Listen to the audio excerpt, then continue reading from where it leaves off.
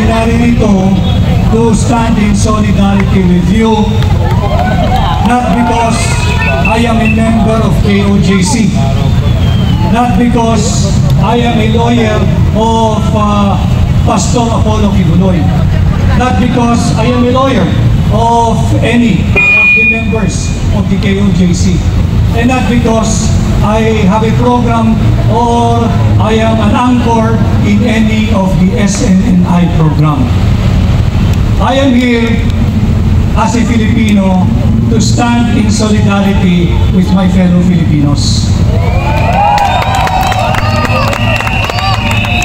Many people, even from other religious denomination or religious sects, have tried to simplify this whole issue as between your leader and KOJC alone, which I appeal to the many of our Filipino brothers now who are watching. Alam ko maraming nakasubaybay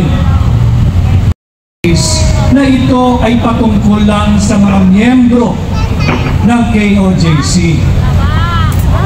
Ang mga inaapi, ang mga karabatang sinasamantala at tinuyurakan doon sa Davao, hindi lang po sila KOJC.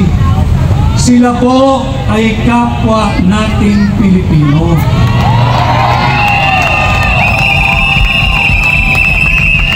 Ako ho ay mula sa Roman Catholic. At hindi rin naman ako mananahimik kung ang nangyayari sa inyong organisasyon, sa inyong sekta o sa inyong relihiyon ay ginagawa sa simbahang Katoliko. Hindi dahil sa simbahang Katoliko kung miyembro, kundi sila rin ay kapwa nating Pilipino. Yung pagrespeto, respect for humanity, walang kinikilalang nationality, walang kinikilalang relihiyon, walang kinikilalang political affiliation. Ang respeto sa karapatang pangtao, kahit ano ka pa, dapat respetuhin ng gobyernong siyang sanang kumakalinga at nagtataguyod, nagtatanggol ng ating mga karapatang pangtao. Naka-stabilizer yan eh. Hindi yan. Kaya ako ay naririto nakikiisa sa inyo ngayong gabi. Ulitin ko bilang isang Pilipino. Dahil hindi dapat saktan, hindi dapat abusuhin, at hindi dapat yurakan ang karapatang pantao ng mga Pilipino. Higit sa lahat, nung mga alagad ng batas na dapat sana'y naglilingkod, nagsisilbi, nagtatanggol, at nagtataguyod ng kaayusan sa ating lipunan. I am aware of what's happening. I know there is a case. Pasensya na ho kayo. Ito'y tapatang usapan. Alam ko pag ilang gabi nyo narito, nababasa kayo ng ulan, nagpapakapagod, sapagkat pinaglalaban ninyo ay prinsipyo at inyong karapatan. Alam naman natin may kinaso sa inyong pinuno, sa inyong leader, at rinerespeto natin yan. Subalit hindi nangangahulugan, siya ay guilty na. But should he surrender, should he submit himself to the jurisdiction of the court, that is a $1 million question that he alone can answer, that he alone should answer. Not any of us, not the lawyers, especially not me. But again, I am here to stand with you, my fellow Filipinos.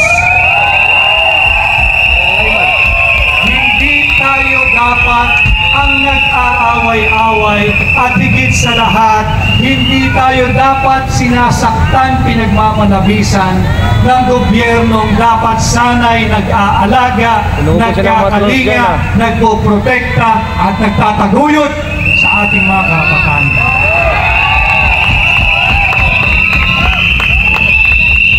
I do not want also to belabor on the legal aspect of the case. But just to simplify, yung sinasabing writ of amparo, yung writ of amparo is a remedy available to any person. Alam ko kung napag-aralan nyo na rin yan. Whose life, liberty, or security is violated or under threat of being violated by public official, public employee, or even public individual or private individual or private entity. Sa nangyayari po doon sa inyong place of worship, which again, another violation of our Constitution because under Article 3, Section 5 of our Bill of Rights, may garansya yung inyong karapatan to freely practice, enjoy religious freedom, profession, and belief at all times sa PNP at magdala ng libo-libong tao just to enforce a warrant of arrest. Sinasabi nila napakalaki daw ng compound ng KOJC sa Davao. Again, huwag natin pag-usapan, let's not tag along or play along their narrative, simplifying everything, na ito'y patungkol lang sa isang reliyon. Hindi, uulitin ko, ang mga kabataan, kababaihan at nasasaktan doon ay kapwa natin Pilipino. At hindi porke kayo ay miyembro ng KOJC, you have become less of a Filipino. Hindi ibig sabihin kayo ay KOJC, mas maliit lang ang inyong karapatan sa ilalim ng ating batas at ating saligang batas. Pantay-pantay ang ating karapatan, anong relihiyon ka man, dahil tayong lahat ay Pilipino. At hindi dapat saktan ng Pilipino ang kapwa niya Pilipino.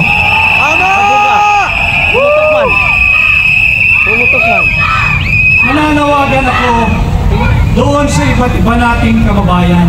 Hindi ho porke kayo ay magpapahatid ng salita rito, dadamay sa ating kapwa Pilipino, kayo'y magko-convert na into KOJC. Hindi. Tayo'y dumadamay sapagkat nasa ugali nating Pilipino na hindi tayo pumapayag na inaapi ang ating kapwa Pilipino. We cannot be selective when it comes to respect for humanity. Humanity knows no religion, knows no nationality, knows no gender. Respect for humanity is absolute. And that is why I am here to stand in solidarity with all of you. Yun din ho ang aking pakiusap sa ating mga kapulisan. Tatandaan po ninyo, public office is a public trust. Bago ho kayo naging empleyado at opisyal ng gobyerno, kayo ay nanumpa sa saligang batas, na saligang batas din naman naming lahat na naririto ngayong hindi.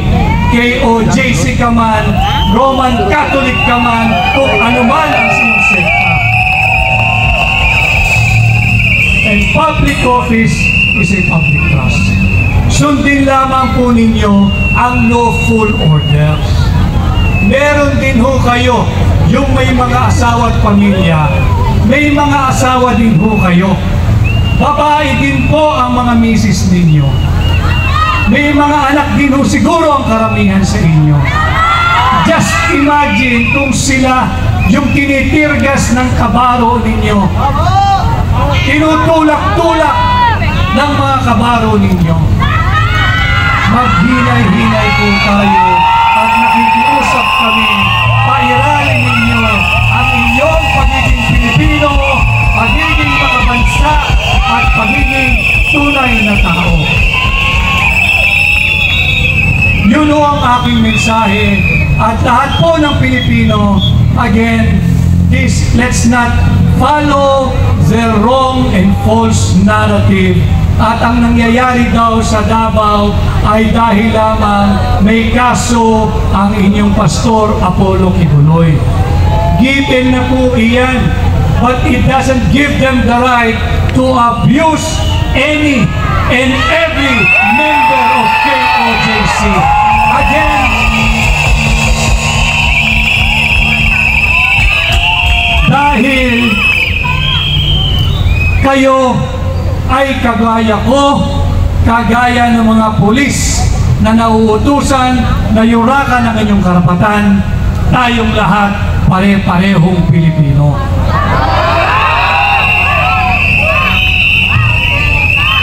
Yung paggamit ng long-range acoustic device, yung LRAD, yan ay paglabag din sa inyong karapatang pantao. At yan din ay inuutos na doon sa Rito Pamparo. Yan po yung mga karapatan natin, yung karapatan ninyo higit na kanilang linalabag. Ngiting ko, ako ho ay hindi abogado ng KOJC. Hindi po ninyo ako brother in the sense na ako'y miyembro ng KOJC. But yes, I am your brother, your Filipino brother, who will stand up for you, who will stay in solidarity with you, and who will try to defend, uphold, and protect your rights. Maraming salamat, magandang gabi, at ako ho ay kaisa ninyo bilang mga Pilipino. Maraming salamat, Attorney Vic Rodriguez. Palakpakan natin po yan. Brother Bronco, I have to tell everybody here na antig po ako nang sinabi ni Attorney Vic Rodriguez, may mga nanay din kayo, may mga asawa kayo. Kasi kahit ako hindi miyembro ng KOJC, kaibigan ko si Pastor Kibuloy, kaibigan ko sila. Una sa lahat, nagmamahal ako sa inyo. Kagaya ni Atty. Vic Rodriguez, bilang mga Pilipino, kung kaya kahit birthday ng pinakamamahal na asawa ko ngayon, hindi ako umuwi. Pinili ko ang liwasang Bonifacio